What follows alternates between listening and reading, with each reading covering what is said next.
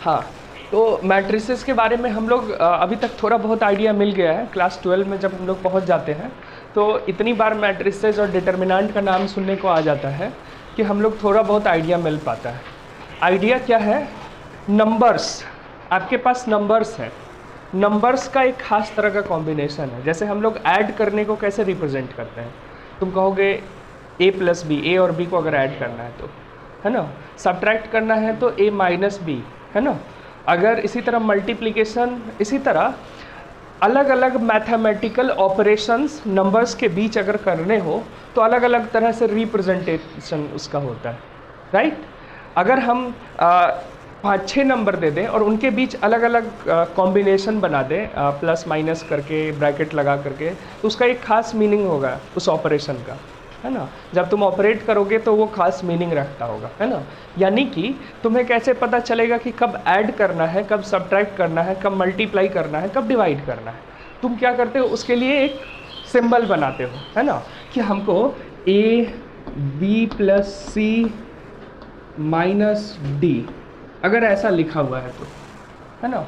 तो तुम क्या कहते हो कि अब मान लो यहाँ पे एक और नंबर है, 2 कर दिए, है ना। तुम कहते हो कि इस 2 को b और c से मल्टीप्लाई करना है तो 2b plus 2c minus D हो जाता है। फिर तुम कहते हो a को भी इनसे a को इन सब से अब मल्टीप्लाई करना है तो 2ab plus 2ac minus ad हो जाता है। यही रिजल्ट आता है हमारा। इसको अगर नंबर है तो सॉल्व करके लिख देंगे।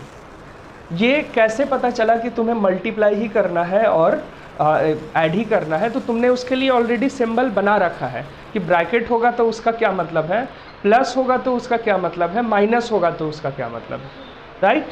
अब याद करो, जब हम लोग वेक्टर, 2 वेक्टर का प्रोडक्ट करते हैं तो हम लोग कैसे लिखते हैं, i j k, ठीक है। और यहाँ पर फर्स्ट वेक्टर का कंपोनेंट लिखते हैं 2 3 या x लिख देते हैं, x1 x2 x3 y, हाँ y1 y2 y3 ऐसा कुछ लिखते हैं। इसका डिटर्मिनेंट निकालते हैं, है ना। मतलब डिटर्मिनेंट मतलब क्या, इसका एक खास तरीके से एक्सपैंड करते हैं क्या, इसको किसी भी तरीके से एक्सपैंड कर देते हैं क्या?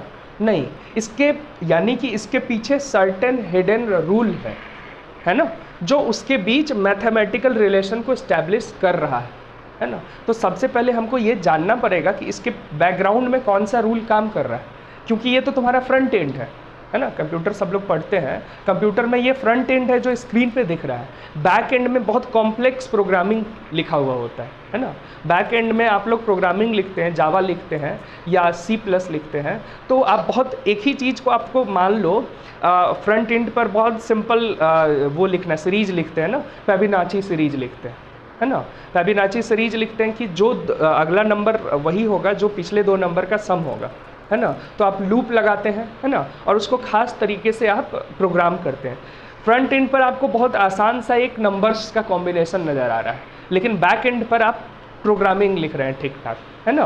तो बैक एंड और फ्रंट एंड ये है हमारा। बैक एंड में सर्टेन हिडन रूल्स हैं जो काम कर रहा है ऑलरेडी, है ना। तो आपको ये जानना है, अभी हम लोग को मैट्रिसेस में ये जानना है कि वो रूल क्या होता है। वो इस तरह के कॉम्बिनेशन, एक खास तरह के कॉम्बिनेशन को मैट्रिक्स कहते हैं। वो कॉम्बिनेशन क्या है, उसका क्या यूज़ है ना। इन सब चीज़ों को हम लोग को इसमें देखना है, ठीक। ये समझ आ गया कि मैट्रिक्स में करना क्या है हमें।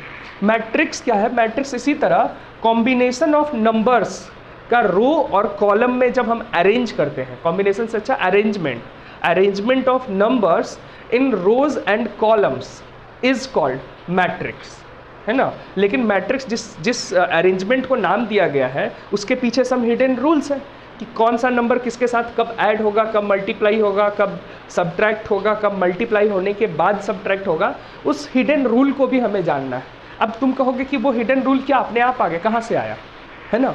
तो वो हिडन रूल और कुछ नहीं, मैथ्स में आपको इक्वेशन सॉल्व करना था, है ना। क्वांटम मैकेनिक्स में आपको कुछ रिजल्ट्स आया था, लंबा इक्वेशंस आया था, आपने उसका एक शॉर्ट वर्जन बनाया। ऐसा नहीं कि वो रूल उसी वर्जन। अब आप मान लो आपके पास इक्वेशन है कि हमने मान लो एग्जाम्पल लिया कि 2x + 3y = 5, है ना। तो 2 का x के साथ, 3 का y के साथ मल्टीप्लिकेशन है। मान लो हम लोग कोई नया रूल बनाते हैं कि 2 और 3 लिख दें, है ना, और इसको मान लो हमने किसी मतलब बॉक्स में बंद कर दिया और इज इक्वल टू 5 लिख दिया। इसके पीछे हिडन रूल क्या है? पहले वाले नंबर को x से मल्टीप्लाई करना है, दूसरे वाले नंबर को y से मल्टीप्लाई करना है, दोनों को ऐड करना है और दोनों 5 के इक्वल हो।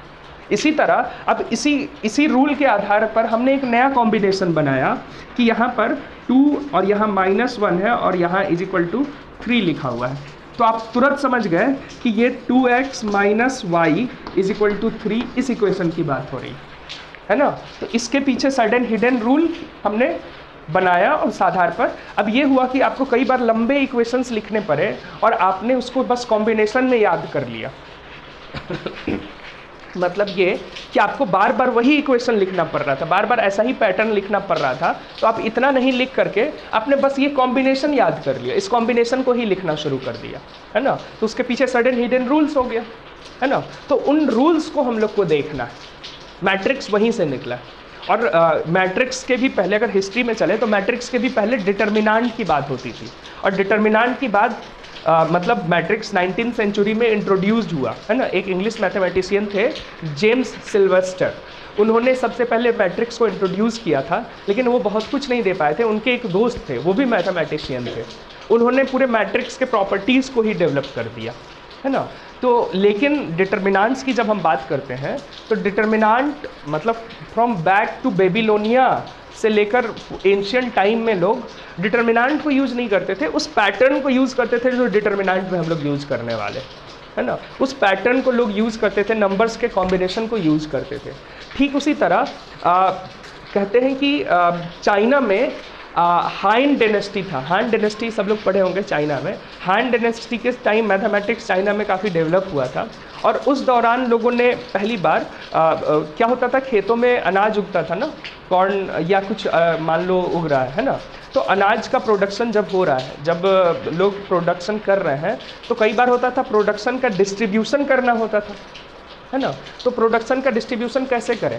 पहले तो सिंपल था कि आप जितने लोग हैं उसको इक्वली डिस्ट्रीब्यूट कर दिया जाए, है ना। लेकिन जैसे जैसे सोसाइटी आगे बढ़ती गई, डेवलप होती गई, वैसे वैसे क्या हुआ कि कॉम्प्लेक्सिटी बढ़ती गई, किसको कितना मिलेगा इसकी बहुत कॉम्प्लेक्सिटी होने लगी ना, कि 1/6 इसको जाएगा, 1/10 राजा को जाएगा, इस तरह से कई सारे मतलब उसमें बट गया, है ना। तो वो सिंपल कैलकुलेशन रहा नहीं, है ना। तो जब सिंपल कैलकुलेशन नहीं रहा तो मान लो किसी ने 1 टन अनाज अगर उगाया है ना, 1/10 राजा को जाना है ना, 1/6 अगर मान लो ज़मीन के मालिक को जाना है ना। तो वो कैलकुलेशन कैसे होगा? बाकी मेरे पास रहना है जो प्रोडक्शन किया है किसान के पास, है ना। तो ये कैलकुलेशन कैसे होगा? तो आज हम लोग जानते हैं साइमल्टेनियस लीनियर इक्वेशन, x उसको जाना है, y इसको जाना है, z इसको जाना है, तो something x something y something z is equal to total, यही करेंगे, है ना। फिर साइमल्टेनियस इक्वेशन ऐसे ही मान लो मेरा 3 खेत है ना, तो तीनों खेत का हम साइमल्टेनियस इक्वेशंस बनाएंगे, सॉल्व करेंगे, ये कर सकते हैं, एक्स वाई जेड का वैल्यू निकालेंगे, 3 वेरिएबल 3 इक्वेशन। लेकिन उस टाइम में साइमल्टेनियस इक्वेशन लोग नहीं जानते थे चाइना में, वो नंबर्स को कुछ ऐसे ही नंबर्स को इसी तरीके से कुछ कुछ लिख देते थे, 1 2 3 ऐसे ही नंबर्स को एक कॉम्बिनेशन में लिख देते थे, और इसको इससे प्लस करके इसको इससे माइनस करके एलिमिनेट करके वो वैल्यू निकाल लेते थे, है ना। चाइना के मैथमेटिशियंस, हाँ, बहुत मज़ेदार रहा होगा, कैसे करते होंगे, लेकिन वो ऐसे ही करते थे सॉल्व लीनियर इक्वेशंस को, है ना। फिर जापान में करीब 16th सेंचुरी में, जापान में 16th सेंचुरी में पहली बार वो मॉडल डेवलप किया गया जो एंशियंट चला आ रहा था अलग अलग कॉम्बिनेशन के तौर पे। एक मैथमेटिशियन ने वो मॉडल दिया जो डिटर्मिनांट के रूल को मतलब हमें बताता था, डिटर्मिनांट को एक तरह से इंट्रोड्यूस किया, इसी रूल को मॉडर्न तरीके से रिप्रेजेंट करने लगे, है ना। फिर आप लोगों ने न्यूटन के टाइम कैलकुलस में अभी आप लोगों ने देखा लेबनीज थे, है ना। लेबनीज का एक चीज़ मानना था, जैसे कैलकुलस में हम लोग क्या देखें, न्यूटन एक खास तरह का रूल डेवलप किए थे कैलकुलस को समझने का, लिमिट से, है ना। लेकिन लेबनीज भी वही रूल को डेवलप किए थे पैरेलली जर्मनी में, है ना। लेकिन लेबनीज ज़्यादा अच्छा सिंबल्स का इस्तेमाल कर रहे थे, वेल डिटरमाइंड सिंबल्स, है ना। और लेबनीज का एक बात मतलब उनका मानना था, और बिल्कुल सही मानना था, कि मैथमेटिक्स के अंदर सिंबल्स का एक अपना इम्पोर्टेंस है। तो सिंबल्स को जितना एक्यूरेट और जितना सही आप बनाइएगा, मैथमेटिक्स को आप उतने अच्छे से समझ पाइएगा। इसीलिए तुम देखना डिफरेंशिएशन इंटीग्रेशन का जो पूरा सिंबल बना हुआ है वो लेमनीज का दिया हुआ है और वो बहुत बेहतर सिंबल है, मतलब रिप्रेजेंटेड। उसके पहले का जो सिंबल था थोड़ा कॉम्प्लेक्स सिंबल था, है ना। ठीक इसी तरह से ये सिंबल भी लेमनीज ने दिया, जो अभी हम लोग देखने वाले हैं। AIJ करके लिखने वाला जो सिंबल है सबस्क्रिप्ट में, वो लेमनीज ने दिया था। ठीक है, तो इसी तरीके से ये टाइम टू टाइम डेवलप होता गया था मैट्रिसेस। ये मैट्रिसेस की हिस्ट्री रही। ठीक, अब मैट्रिसेस क्या है इसको समझने के लिए हम लोग, क्योंकि लीनियर इक्वेशन से पहली बार मैट्रिसेस को समझने की कोशिश की गई थी, तो हम लोग लीनियर इक्वेशन की बात करते हैं। ठीक है, हमारे पास मान लो दो साइमल्टेनियस लीनियर इक्वेशन है, कुछ ऐसा। मान लो 2x + 3y = 2 है ना, और x - 2y = 3। ठीक है, मान लो हमने एक सर्टेन रूल बनाया, यहाँ लिख दिया 2, यहाँ 3, यहाँ यहाँ 1, x का कोएफिशिएंट इधर लिख रहे हैं, y का कोएफिशिएंट इधर लिख रहे हैं, यहाँ -2। ठीक है, और इसको सर्टेन ब्रैकेट में हमने बंद कर दिया।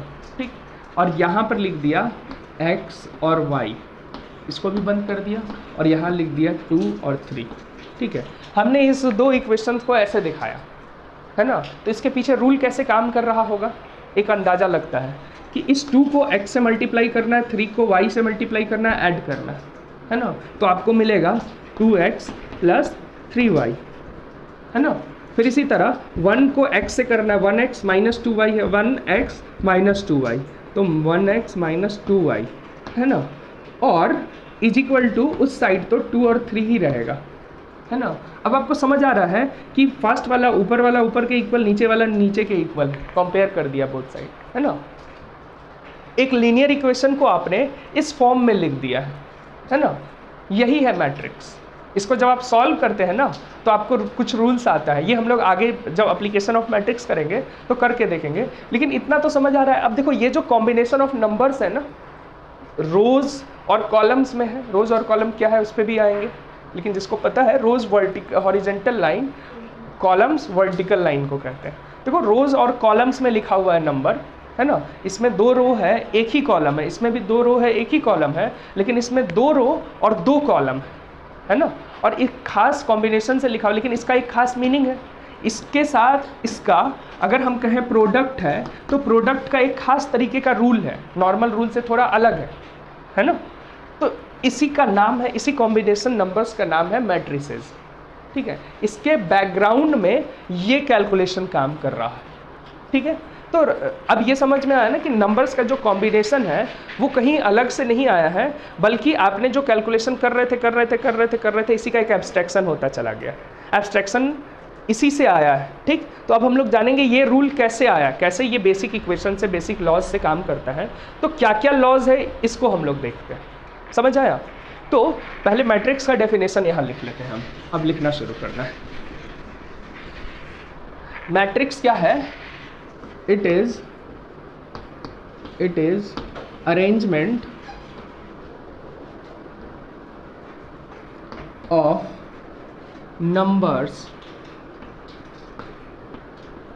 numbers in rows and columns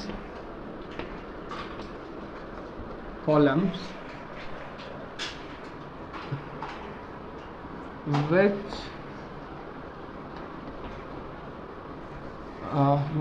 it is arrangement of numbers in rows and columns which are related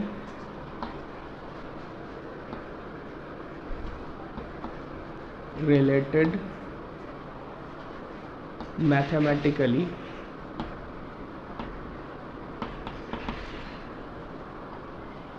with certain relations.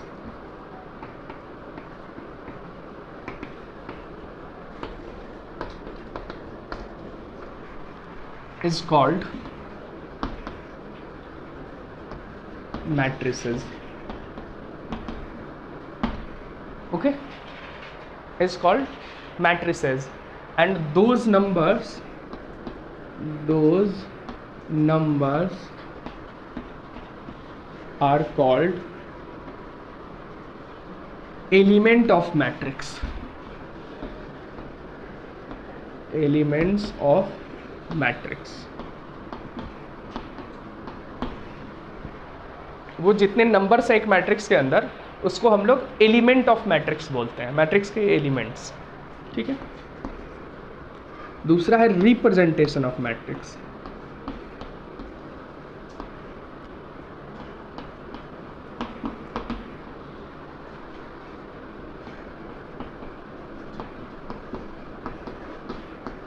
Representation of matrix. ठीक, मैट्रिक्स को कैसे रिप्रेजेंट किया जाए, है ना। तो a matrix is written in a small bracket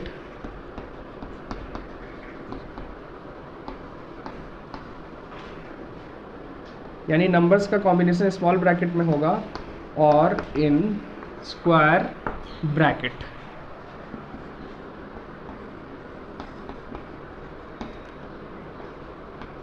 square bracket, इसमें double क्यों डाले, स्मॉल ब्रैकेट और स्क्वायर ब्रैकेट, यानी नंबर्स का जो कॉम्बिनेशन है या तो स्मॉल ब्रैकेट में लिखेंगे या तो स्क्वायर ब्रैकेट में लिखेंगे। ठीक है, ठीक।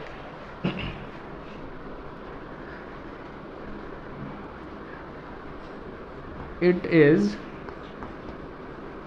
always represented by capital letters।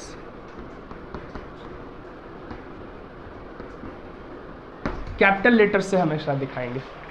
ठीक है। its element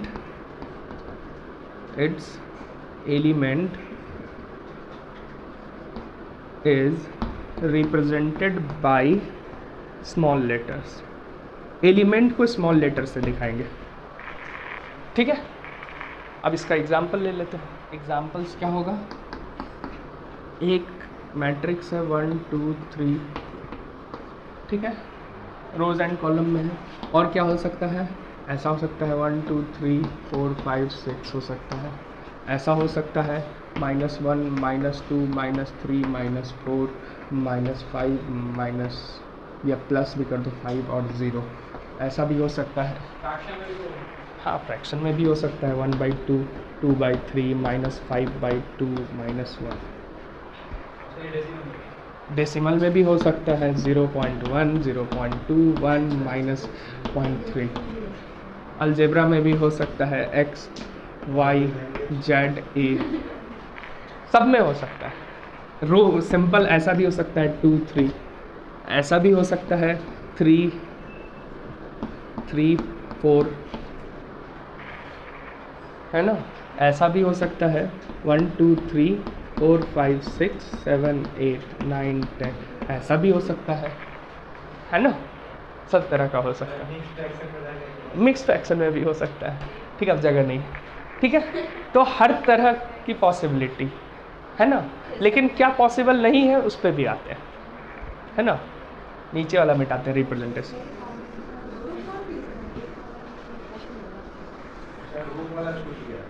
हाँ, रूट में भी हो सकता है, सब में हो सकता है।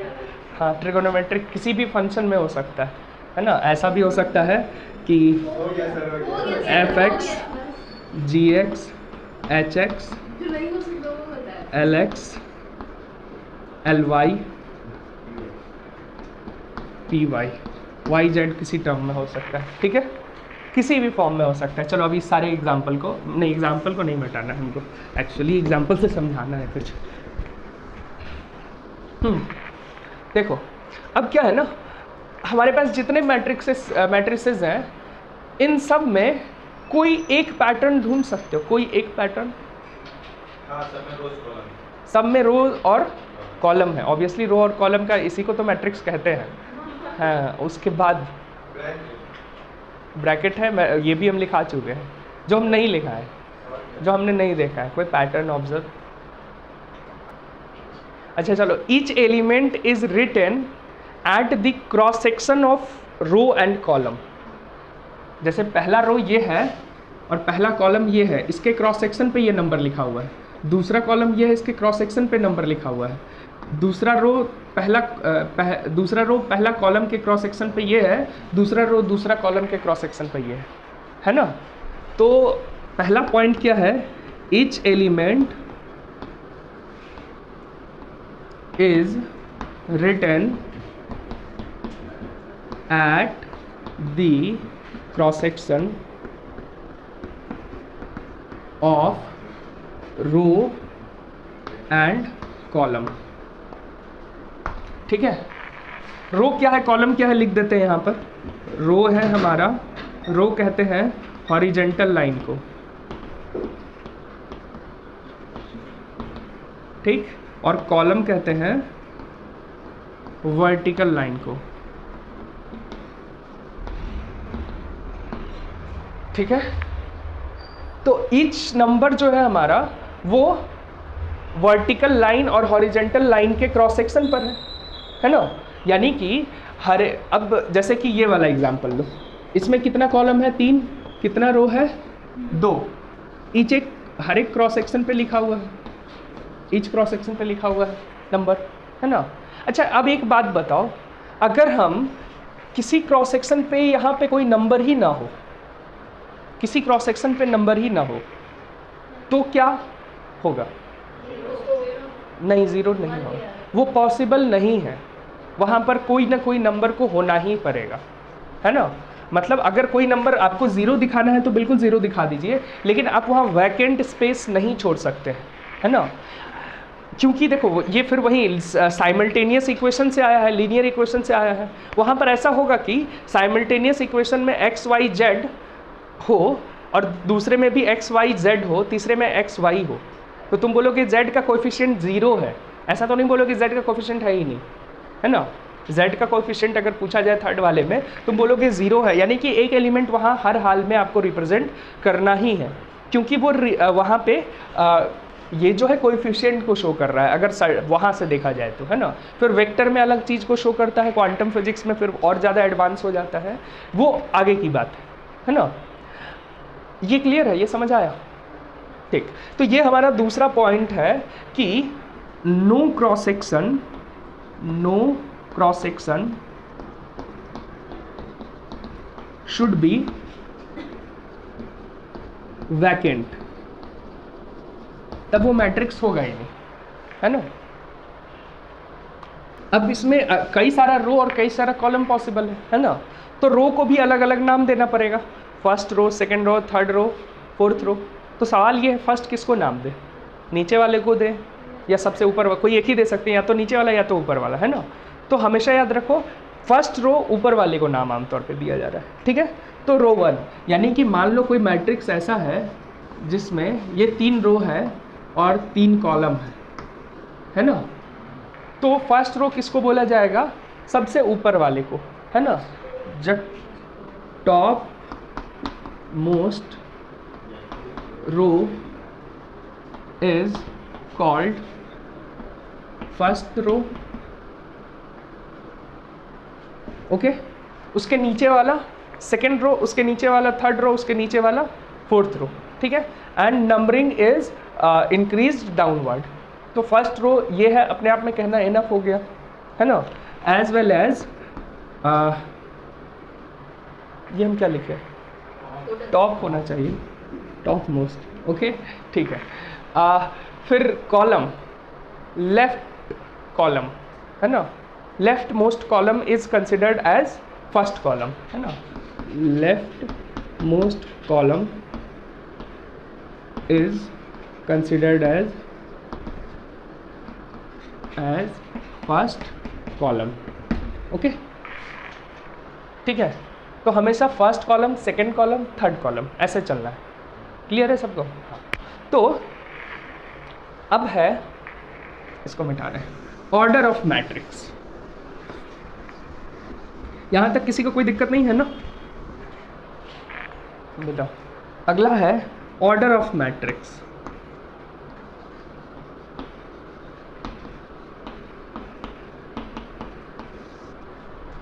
ऑर्डर ऑफ मैट्रिक्स किसको कहते हैं? ठीक है, चलो ऑर्डर ऑफ मैट्रिक्स होता है the representation it is the representation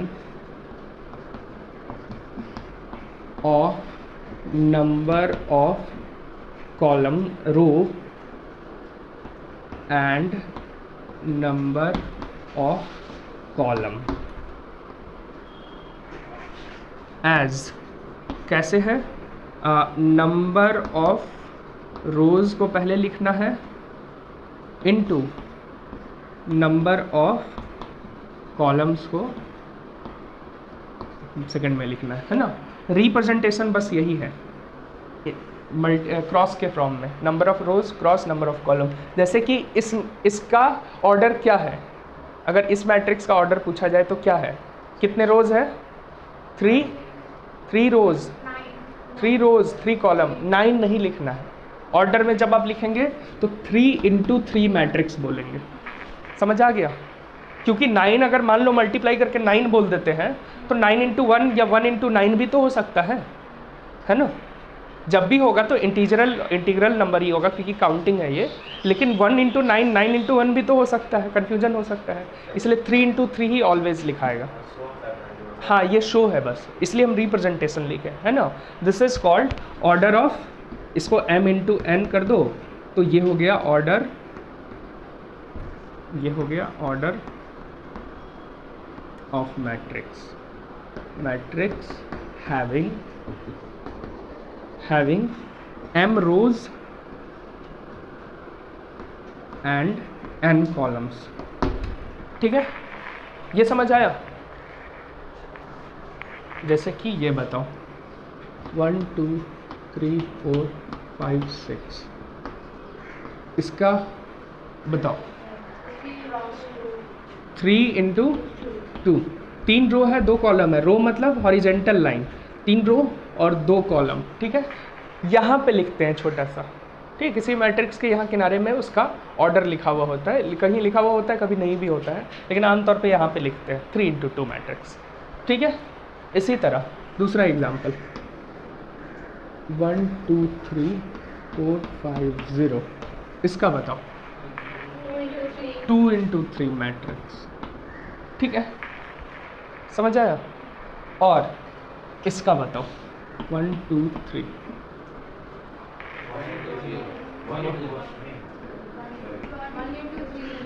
3 column है ना, 1 into 3। ठीक है, इसका बताओ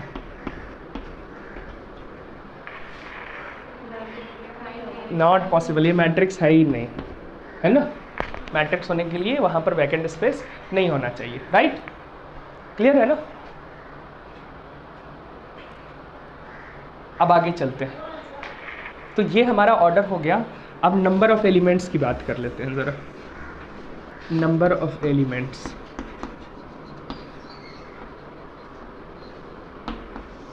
नंबर ऑफ एलिमेंट्स इसका कितना है,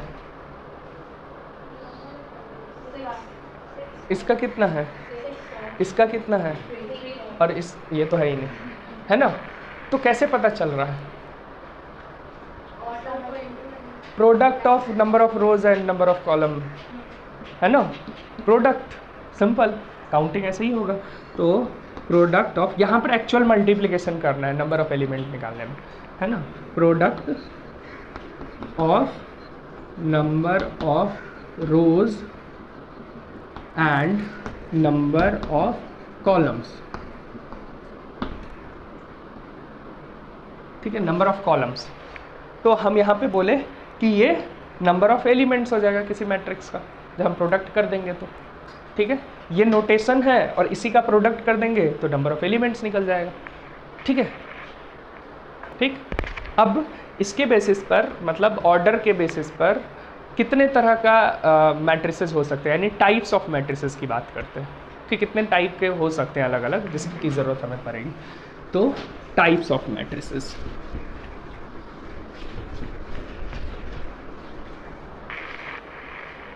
अच्छा रुको, रिप्रेजेंटेशन में एक चीज़ और रह गया, रिप्रेजेंटेशन ऑफ एलिमेंट्स। अभी रिप्रेजेंट ऑफ मैट्रिसेस हम किए हैं ना, रिप्रेजेंटेशन ऑफ एलिमेंट्स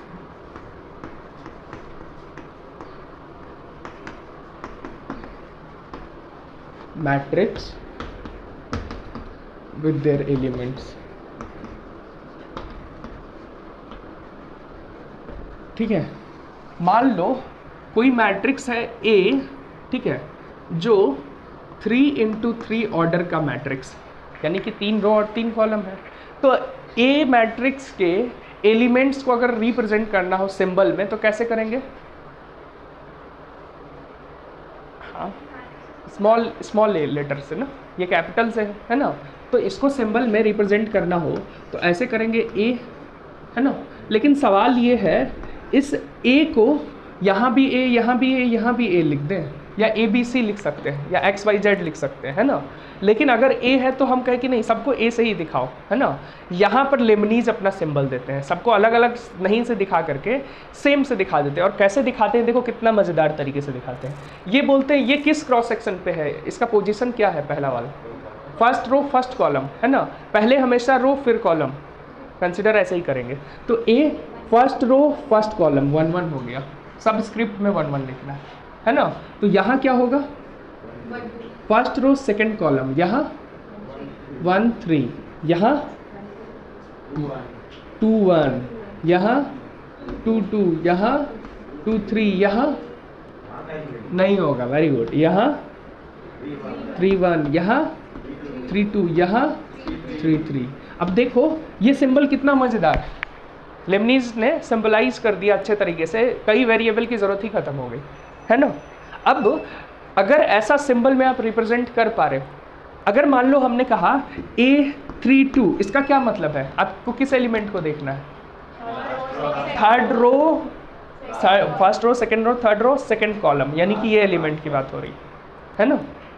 समझ आया, सबको आया, ऐसा नहीं किसी को नहीं आया, ये सिंबल समझना ज़रूरी है, ठीक। चलो, तो इसी तरह उन्होंने सिंबलाइज कर दिया और ये बन गया हमारा मैट्रिक्स।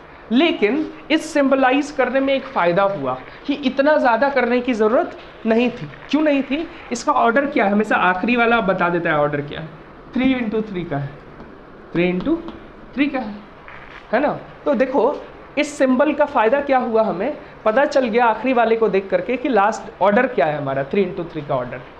एलिमेंट्स कितने हैं, 9 एलिमेंट्स हैं, सीधे ही पता चल रहा है ना। और मज़ेदार ये, क्योंकि सब तो ए से ही रिप्रेजेंटेशन है ना, क्यों ना इसका एक शॉर्ट वर्जन और बना लिया जाए। ए 3 इंटू 3 को हम लोग ऐसा रिप्रेजेंट कर सकते हैं, ए आई जे, क्योंकि यही तो बदल रहा है नंबर, आई और जे का वैल्यू, है ना। और यहाँ 3 इंटू 3 अगर लिख दिए तो इसका मतलब हो गया, इसको एक्सपैंड करेंगे तो यही आएगा, आई जे, दो ही यहाँ है ना, A 1 1 1 2 1 3, तो दो ही है ना सब स्क्रिप्ट में। आई जे, आई के जगह 1, जे के जगह 1, आई के जगह 1, जे के जगह 2, आई के जगह 1, जे के जगह 3। तो यहाँ पर हम क्या कहेंगे, आई का वैल्यू कहाँ से कहाँ तक बिलोंग कर रहा है, I is equal to 1 2 3, J is equal to भी क्या होगा 1 2 3। अब इसका कॉम्बिनेशन जितना बनेगा वो यही बन सकता है, समझ आया अयान। इसका आई का वैल्यू 1 2 3 पुट करो, जे का वैल्यू 1 2 3 पुट करो, यही 9 एलिमेंट्स बन सकता है और कोई बनेगा ही नहीं। तो ये सबसे अच्छा नोटेशन नहीं हो गया, है ना। जैसे हम लोग सिग्मा पे लिखे थे, याद है ना, सिग्मा नोटेशन, सबका सम, कुछ वैसा ही ये नोटेशन हो गया, है ना। क्योंकि सिग्मा ऐड था, यहाँ ऐड नहीं है सिर्फ, बैकग्राउंड में बताया मल्टीप्लिकेशन वगैरह बहुत सारा रूल, सिग्मा का मतलब सिर्फ ऐड होता है ना। तो यहाँ पर हमको नया साइन इंट्रोड्यूस करना पड़ा, दिस इज कॉल्ड AIJ, है ना, AIJ, क्लियर है। अब यहाँ पर A 1 1 की बात करेंगे यानी इसकी बात कर रहे हैं, A 2 3 की बात करेंगे तो इसकी बात कर रहे हैं, है ना। इस तरह से हम सिंबलाइज कर लिए, ठीक है। एग्जाम्पल लेते हैं, कोई A मैट्रिक्स है, कुछ ऐसा है 1 2 3 4 5 6 7 8 0 1 -1 2, ठीक है, ये मैट्रिक्स है। हम पूछे A 2 3 का वैल्यू क्या है, second row third column, second row था 1 2 3 थर्ड कॉलम, यहाँ की बात हो रही, तो ये हो गया 7। समझ आया? ठीक। अगर हम कहें A 4 2 की बात करो, क्या है? नहीं होगा, क्योंकि 3 ही रो है, चौथा रो है ही नहीं, तो ये नहीं पॉसिबल है। A 2 4 की बात करो, क्या है? 8 है ना? हाँ, ये होगा, है ना? तो A 3 की बात करो, क्या है? -1, ठीक, -1 एंड सो ऑन, सारा सिंबल आ जाएगा। समझ आ गया? ठीक है, तो जल्दी से नोट करो।